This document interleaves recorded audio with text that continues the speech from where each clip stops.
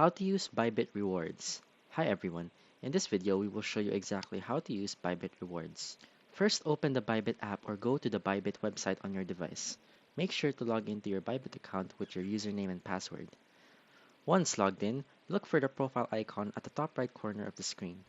Click on this icon to open your profile menu. In the profile menu, you will see an option called My Rewards. Click on this to view all the rewards available in your account.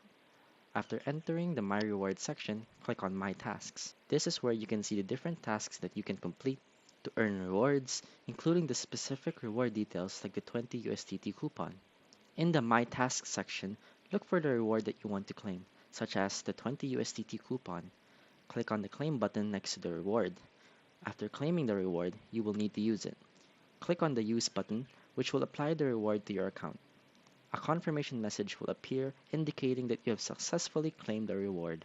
This means that the 20 USDT is now available for you to use. Now that the reward is in your account, you can use it to place a trade. Enter the details of your order, including the quantity you wish to buy or sell. Finally, click on the Buy or Long button to place your order using the 20 USDT reward. Your order will be processed using the reward amount. If you're interested in trying BYBIT, click the first link in the description.